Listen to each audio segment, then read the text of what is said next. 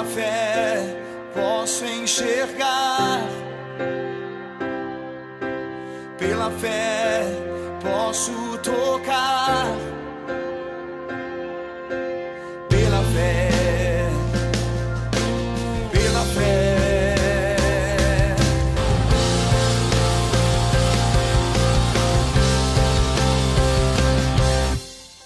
Muito bom dia, que a paz do Senhor Jesus seja liberada sobre a sua vida. Você se considera uma pessoa que adora a Deus? Você tem realmente expressado adoração ao Senhor? O que o Senhor espera de nós? A palavra do Senhor em João capítulo 4, versículo 24 diz: Deus é Espírito, e importa que os seus adoradores o adorem em espírito e em verdade. Interessante isso. Não é qualquer adoração que chega ao Senhor. Não é qualquer tipo de adorador que agrada ao Senhor. Somente aqueles que o adoram em espírito e em verdade. Mas o que quer dizer isso? Um coração reto na presença dEle, um coração zeloso pela sua palavra, um coração obediente, temente ao Deus vivo e poderoso, um coração que anda na verdade, que é Cristo Jesus. Este é o coração de um verdadeiro adorador. Muitas pessoas podem subir num púlpito e cantar louvores ao Senhor. Muitas pessoas podem chegar dentro de uma igreja, de um templo, se ajoelhar e fazer uma oração em voz audível, talvez até uma oração bonita, como eu ouço falar por aí. Olha, ele fez uma oração bonita. Mas será que saiu dos lábios e do coração de um adorador que realmente agrada a Deus? Deus tem algo para você. Deus tem algo para a sua vida, mas Ele requer de nós que sejamos adoradores, que o adorem em espírito e em verdade, sem máscaras, sem hipocrisia, sem procedimentos fora da sua palavra, pessoas brandas, humildes, que reconhecem sua pequenez diante de um Deus vivo e poderoso. Deus quer transformar você em um adorador, que o adore em espírito e em verdade. No nome de Jesus Cristo. Eu quero conversar hoje com a irmã Hilda.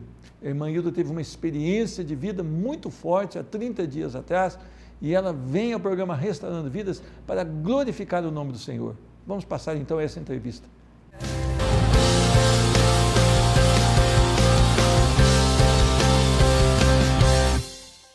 Recebo no programa Restaurando Vidas a minha irmã em Cristo, Hilda Luzia Clemente. A paz do Senhor. Seja bem-vinda, irmã. Amém. Irmã Hilda, a senhora veio do Cabo Verde. Vim do Cabo Verde. E no Cabo Verde foi uma vida muito difícil, né? Foi uma vida. O seu pai muito... colocou a senhora muito cedo no trabalho, não teve estudo, como é que foi isso? Com 7 anos eu comecei a trabalhar porque tinha bastante irmão, né? Tinha que ajudar, cuidar dos irmãos para não passar assim muita dificuldade. E com 7 anos eu fui trabalhar na roça e não tive a oportunidade de estudar. Certo. E a senhora não conhecia Jesus? Não conhecia. A sua casa era tumultuada? Era, muito sofrido. A senhora casou muito cedo? Muito cedo, com 16 anos eu casei. Casou tentando talvez sair daquela vida difícil? Melhorar. Melhorar, mas não foi assim, né? Não foi Quantos assim. filhos a senhora teve? Um casal. Um casal, né? É. E parece sua filha que foi buscar o caminho do Senhor primeiro? Foi, ela foi com 7 anos. Ela foi para a igreja. Foi escondida, senhora? Escondido. Ela chegava dia 25, que eles iam fazer culto na igreja presbiteriana, e ela pulava a janela e ia, porque era pertinho, e foi através dela que Deus trabalhou na minha vida. Amém. Quando a senhora veio para Poços, já bem depois, a senhora chegou aqui numa situação também muito difícil, né? Foi. Parece que um desengano da medicina, como é que foi isso? Foi, eu cheguei aqui com um problema muito sério e eu cortava meu corpo, eu não queria ver as pessoas e não conseguia andar sozinha, e fui para os médicos lá, os psiquiatras, e me mandaram internar num sanatório, porque o meu problema já era grave, já estava avançado, sem controle. Sem controle. A senhora tentava até o suicídio, então? Tentava o suicídio. A senhora não tinha mais vontade de viver, a dor era muito forte? Era muito forte. E nem banho a senhora não conseguia tomar sozinha, né? Não, a minha filha que dava banho em mim, e o que eu alimentava era um chazinho só, ela punha na minha boca, porque eu não conseguia levantar mais da cama. Agora, quando a senhora chegou aqui em Poços, o que aconteceu que a senhora não foi internada? Aconteceu que eu fui congregar no Kennedy e o pastor me ajudou muito, jejuava pela minha vida, para que Deus me restaurasse. E aí eu já estava com vontade de viver, com vontade de buscar a Deus. E foi no momento em que eu falei, chega de sofrer, eu quero Jesus. E aceitei Jesus e a minha vida mudou. Mudou? Mudou. E a senhora começou a buscar Deus? Eu comecei a buscar. Agora, a senhora teve vários problemas com a sua filha, aquela que te levou para a igreja, ou que te mostrou Jesus pela primeira vez. Ela também começou a ter os mesmos problemas que a senhora teve, né? A vontade de não mais viver. É verdade.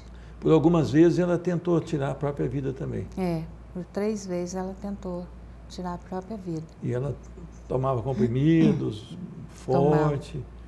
Agora, aconteceu agora um mês atrás, que foi mais difícil ainda, né?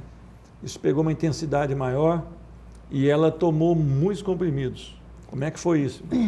Então, foi no dia 20 de outubro, ela saiu para trabalhar. Ela não estava muito bem. Ela foi e voltou na mesma hora. E chegou em casa e eu falei assim, você passou mal? Ela falou assim, não, eu não quero mais pisar naquele lugar, eu não quero trabalhar lá. E entrou para o quarto. E fechou a porta. O Felipe foi lá e falou assim, mãe, a senhora quer tomar café? Ela falou assim, não. Eu falei assim, não dá café para ela não. Dá um pedaço, eu vou dar almoço para ela. E ela colocou o almoço, entrou para o quarto com a caneca de água. A hora que ela saiu do quarto, ela já saiu cambaleando. Aí pôs a caneca na cozinha, voltou para o quarto e deitou. Aí eu falei para o Felipe, vai lá ver se a tua mãe deitou. Ele falou assim, não só deitou, como já está roncando. Aí eu esperei um pouquinho, aí me deu aquele... Falei, nossa, eu tenho que ir lá para ver ela. Aí cheguei lá, ela já estava em coma. Então, a senhora notou que ela não tinha reação nenhuma? Não. Chamou o SAMU, tinha. A equipe SAMU? Aí chamei o SAMU, aí chegou e já olhou ela e falou assim, não tem o que fazer, já... Tem que levar para o hospital. Tem que levar para o hospital. Eu pedi, leva para Santa Casa. Eles falaram, não, tem que levar para Margarita. E levou lá? Aí levou lá. E o que o médico disse? Aí chegando lá, os médicos já foi medicando ela, já foi fazendo a lavagem. E o médico falou assim, agora é esperar porque o remédio já fez o efeito, não tem como fazer nada mais. Aí ficou aquele dia lá, quando foi 1h da manhã, ela começou a roncar. E foi muito estranho. E a barriga dela estava muito grande. E aí a hora que o médico chegou, 8h da manhã, que ele foi lá ver ela, aí já foi assim, uma correria no hospital. Os médicos falando, o médico falou que já tinha passado da hora, que ela já estava muito mal, já não tinha mais jeito. Aí já foram o oxigênio nela e já levou ela para a sala vermelha, já não me deixou entrar e já foi fazendo massagem no coração dela e falou que já não tinha mais jeito, tinha que chamar o SAMU para trazer para Santa Casa. Então ela passou um período difícil, parece que juntou água nos pulmões. E o médico conversando ali, eu presenciei, o médico falou que estava muito difícil mesmo estavam tentando tudo, mas estava uma situação muito difícil, né? Estava muito Aproximadamente difícil. Quantos comprimidos ela tomou? Que eu vi foi uns 50. 50 comprimidos. De drogas muito fortes. Foi clonazepam, Gardenal e mais um outro lá que eu não... Então quer dizer que agora haviam as esperanças humanas quase que cessado. Os médicos já tinham falado que não tinha mais jeito. Porque já tinha parado os rins, pulmão já não estava mais também...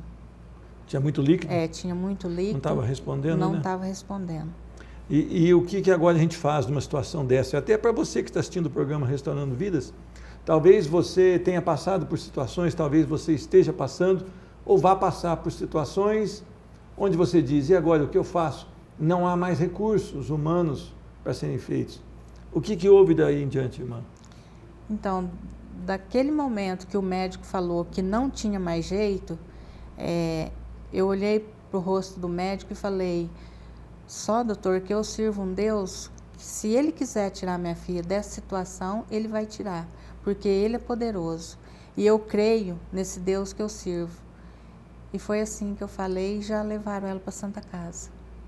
Agora, eu vou falar para a senhora uma coisa. Sem o milagre de Deus, a gente não consegue grandes vitórias, né? Não. E sem uma vida com Deus, chega na hora de você pedir o milagre também, parece que você fica desajustado, não é verdade ou não? Porque as pessoas querem os milagres do Senhor, mas não querem ter vida no altar do Senhor. Talvez você que esteja assistindo o programa, você goste de ouvir sobre os milagres do Senhor. Ele faz milagres. Ele é o mesmo Deus de ontem, Ele é hoje e será eternamente. É o Deus que pode até ressuscitar o morto. É o Deus que pode tirar a alma de um perdido, né? E colocar num lugar seguro. Então esse Deus nada o impede de agir. Mas é preciso buscar um relacionamento íntimo com Deus, buscar uma vida no altar dele. Irmã, ela então é translocada para a Santa Casa e fica na sala de emergência também. Período muito difícil, né? Foi um momento muito difícil que eu não estava tendo coragem de entrar lá para ver ela. Eu só buscava refrigério em Deus. Eu só pedia para Deus ter misericórdia, para que Ele ouvisse a oração do povo, a minha oração, e clamei para Ele. Falei, Senhor Deus, o Senhor ouviu o pedido de Jairo, quando a filha dele estava morta. E eu peço encarecida, tem misericórdia da minha filha, traz ela de volta, Senhor Deus. Eu sei que eu não sou digna de lavar a sandália de Jairo, mas eu sei que o Senhor é um Deus poderoso e não rejeita a oração. E pedi, e foi nessa hora que eu senti um alívio na alma. Eu busquei naquele dia, o dia inteiro, à noite eu não consegui dormir, e só buscando na palavra de Deus, e Ele falava comigo a todo momento que eu pedia, Ele me respondia em oração. Agora, irmã, ela já ia para a traqueostomia. Ia. Já foi para a UTI, né? Já ia para a traqueostomia. A senhora tinha um problema na sua vida, embora a senhora sempre foi uma mulher de oração, de buscar na palavra, de fazer a leitura bíblica de capa a capa, sempre ali, sempre interessada nas programações dos cultos, né? Mas a senhora tinha um problema também, que impedia também muito o agir de Deus na sua casa. Qual era o problema e como é que ele foi resolvido? Então, o problema é que já fazia muito tempo que eu não estava conseguindo liberar o perdão para o meu esposo por traição. E eu pedi a Deus para que Deus tivesse misericórdia, que eu pudesse liberar o perdão. Mas só que ainda estava assim, meu coração estava duro para liberar o perdão. E quando eu vi a minha filha daquele jeito, naquela situação, o Espírito Santo me incomodou. Aí eu entrei no quarto e conversei mais uma vez com Deus. Falei, Senhor Deus, tem misericórdia, traz a minha filha de volta e restaura a saúde dela física e espiritual, que o meu casamento vai ser restaurado aí, nessa hora. E eu fiz esse voto com Deus, e o dia que eu liberei o perdão, não precisou de fazer atraque nela. Então, foi interessante que a senhora recebeu uma ministração da pastora Joelma aquele dia. Deus usou a vida dela para falar no seu coração e o Espírito Santo fez a obra e a senhora consegue liberar o perdão. E aquela traqueostomia que seria feita na noite, isso foi à tarde, né? Foi. Quando a senhora liberou o perdão, nem a traqueostomia não precisou. Não precisou. A Jaqueline começou a se recuperar de uma maneira muito rápida, não foi? Foi. O médico já ia tirar, já ia fazer, né, a traque nela. E aí a hora que eu liberei o perdão, naquela noite que eu liberei o perdão, à meia-noite o médico tirou o tubo e ela já conseguiu respirar sozinha e não foi preciso. Aí no outro dia recebi o telefonema que ela já tinha voltado do coma e não precisava mais de fazer a terapia. Agora, irmã, Deus foi misericordioso mais uma vez com a sua filha, deu mais uma oportunidade para ela, ela deve aproveitar, firme no Senhor, porque pode não existir outra oportunidade, né? Pode. O que a senhora pensa daí para frente agora? Daqui para frente, pastor, eu penso só em glorificar cada vez mais o nome de Deus. E aonde eu já falei para Deus que aonde eu colocar a planta dos meus pés, eu vou ser abençoada e abençoadora. Eu quero só falar para as pessoas do grande amor de Deus. Agora, mesmo a gente tendo que renunciar à nossa carne, mesmo a gente tendo que renunciar aos nossos desejos, vale a pena servir esse Deus? Vale a pena, vale a pena. Olha, a única coisa que eu peço para as pessoas, para que eles abram o coração e deixem o Espírito Santo trabalhar, porque o que Ele fez na minha vida, na vida da minha filha, Ele trouxe minha filha de volta, porque ela estava morta. E Deus é cheio de compaixão, né? Poderia falar, mas ela tentou tirar a vida, eu não vou perdoar. Mas esse Deus é tão amoroso, né? A gente sempre erra, né? E Ele está sempre pronto em perdoar, não é verdade? É verdade. Eu vejo agora as pessoas, né, que matam em nome de Deus, né? Aquelas pessoas radicais que a gente tem visto aí, né? Matam em nome de Deus e diz que isso é amor de Deus. Eu não conheço esse Deus que ele serve. Eu conheço um Deus que é rico em misericórdia, cheio de compaixão, cheio de amor, cheio de perdão. É certo que é um Deus justo, que é um Deus que, quando precisa também, Ele educa, Ele repreende, e um Deus que um dia vai mandar o seu filho voltar para julgar a sua igreja. Eu não fujo disso, isso é bíblico, mas é um Deus que está pronto a perdoar. Talvez você esteja se sentindo culpado diante de Deus por algum estilo de vida que você leva, por alguma coisa que você não abandonou, por alguma coisa que você tem praticado. Volte para o Senhor, se humilhe diante dEle, peça perdão dos seus pecados. Ele é fiel e justo para perdoar os seus pecados, e Ele é amoroso para te trazer para uma vida junto com Ele, uma vida realmente na palavra do Senhor. Irmã, que Deus te abençoe, que Deus continue abençoando a sua família e que nós possamos ainda ouvir muitas coisas, né, Amém. a respeito do milagre de Deus sobre a sua vida. Amém. Amém? Amém. O programa Restaurando Vidas volta já já. Não sai daí.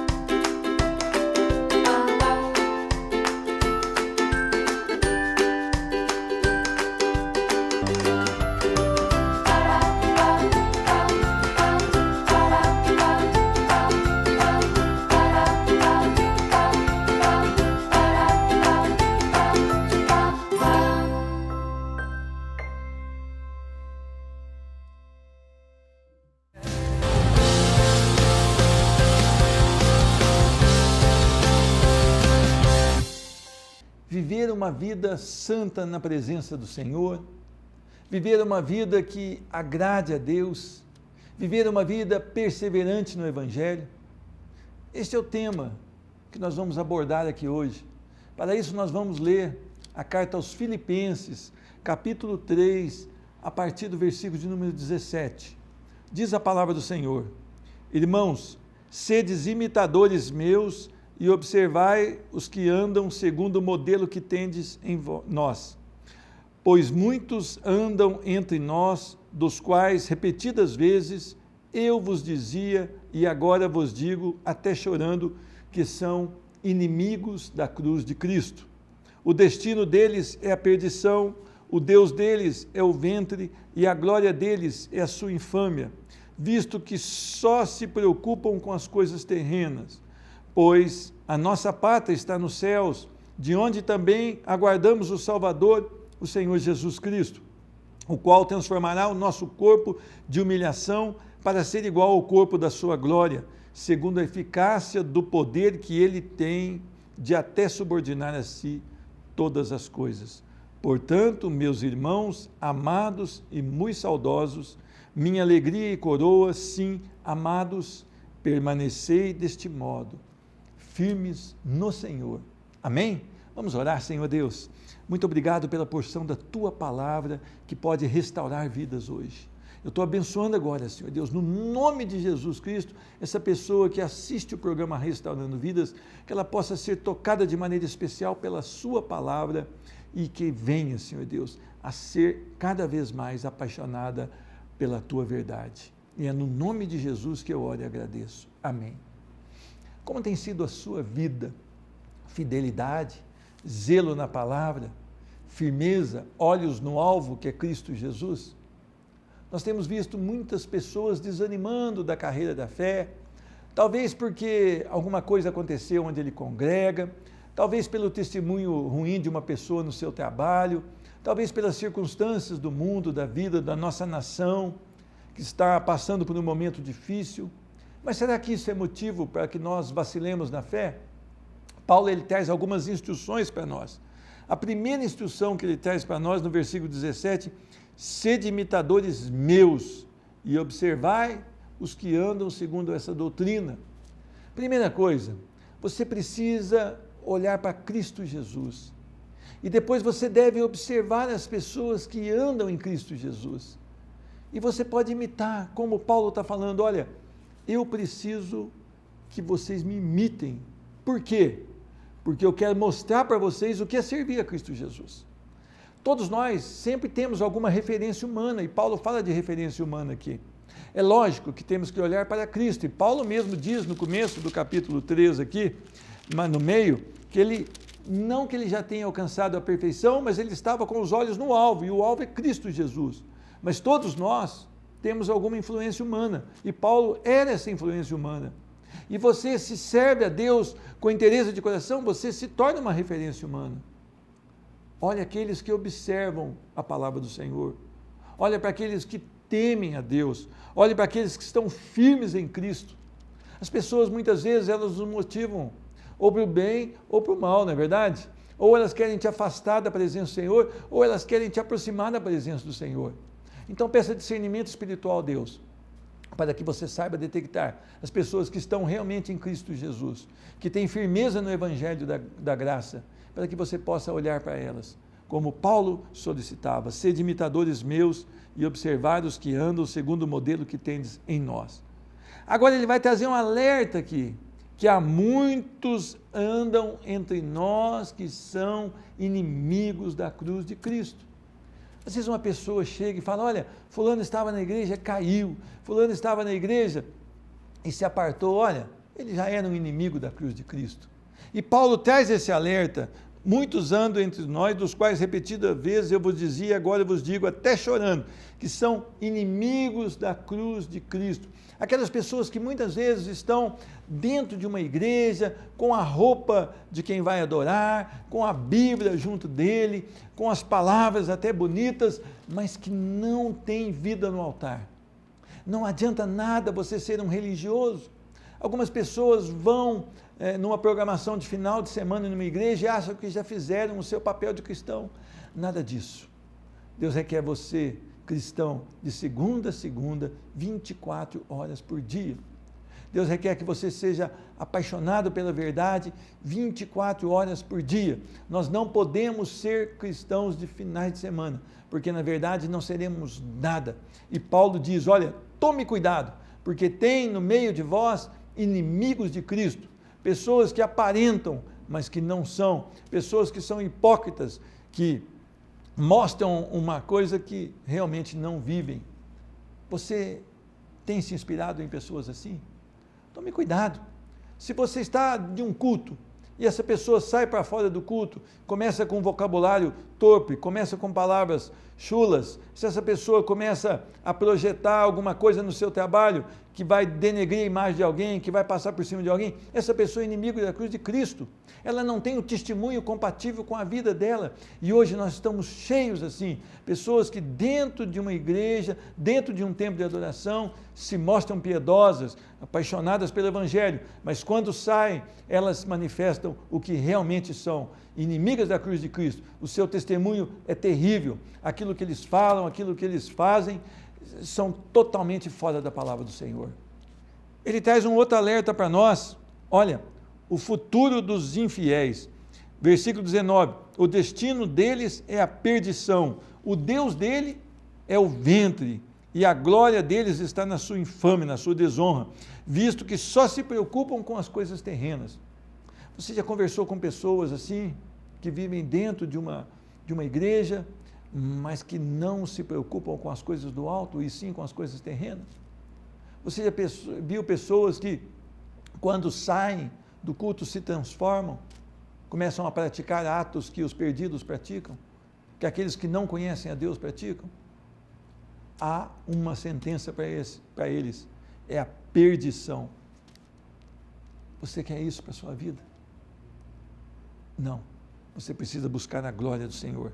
Agora Paulo traz para você uma notícia boa, para você que está firme em Cristo Jesus, pois a nossa pátria está nos céus, de onde também aguardamos o Salvador, o Senhor Jesus Cristo.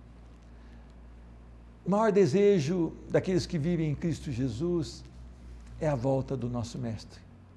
A volta do nosso Mestre, que lá no começo do livro de Atos, diz assim, que ele subiu entre as nuvens e que ele vai voltar da mesma maneira, para buscar a sua igreja. Eu não sei por que as pessoas estão tão enraizadas nas coisas desse mundo. As coisas desse mundo são passageiras e transitórias. Talvez você esteja gastando toda a sua saúde para amontoar dinheiro. Talvez você esteja machucando seus familiares, esquecendo os seus familiares para se dar bem na sua profissão. Talvez você não tenha tempo de ir a um culto, de ir a uma reunião de célula, um tempo de se prostrar diante do Senhor, de ler a palavra, porque você está muito envolvido com as coisas do aqui, dessa terra.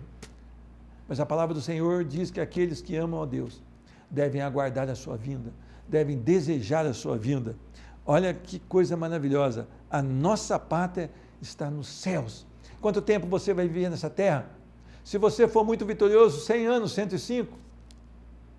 Mas há uma eternidade para ser vivida com o Senhor, para aqueles que temem, e afastadas eternamente do Senhor, para aqueles que não amam a sua vinda, para aqueles que vivem agarrados nas coisas terrenas.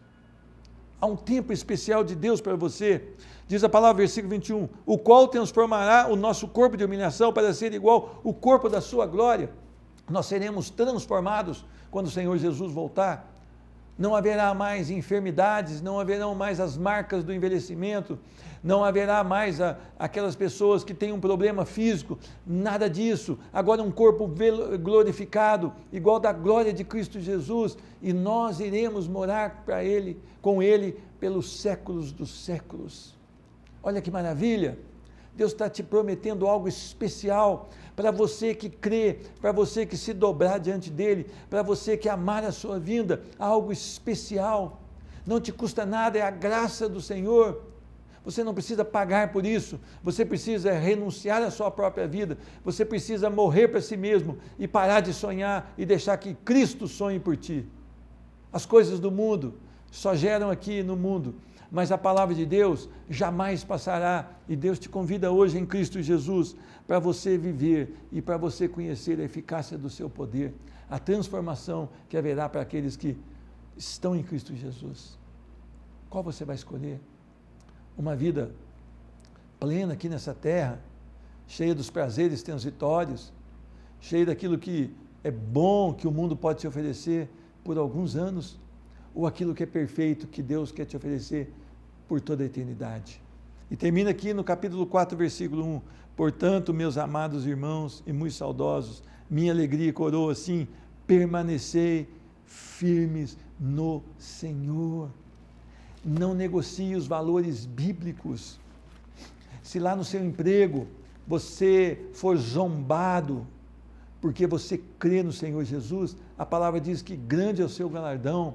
Se você for demitido porque você ama Cristo Jesus, tem uma coroa para você que não se deteriora. Se você for considerado inimigo do povo aqui nesse mundo por amar a Jesus, glória a Deus, porque você não pode ser amado pelo mundo, você não é deste mundo, você tem a sua pátria lá nos céus. Cristo Jesus também não foi amado nesse mundo. Faça a escolha acertada, se humilhe diante da poderosa mão do Senhor, creia e você verá a glória de Deus. Eu quero orar por você. Senhor Deus, eu peço a bênção sobre essa família, talvez está passando por uma situação de enfermidade difícil, uma situação financeira, crise do nosso país, Senhor Deus, mas Tu és o Deus que pode sobre todas as coisas, Senhor Deus. Tu és o Deus que pode derramar uma paz agora sobre essa vida, que excede todo entendimento humano. Faz um milagre sobre essa vida, sobre essa família, para que eles tenham a esperança em primeiro lugar nas coisas do alto, em Cristo Jesus, e nós sabemos que todas as demais coisas nos serão acrescentadas. Faz um milagre na saúde dessa pessoa, faz um milagre nos negócios dessa pessoa, para que ela possa ver que o nosso Deus pode todas as coisas. Eu abençoo em nome de Jesus Cristo. Amém. Que Deus te abençoe hoje e sempre. Pela fé posso enxergar,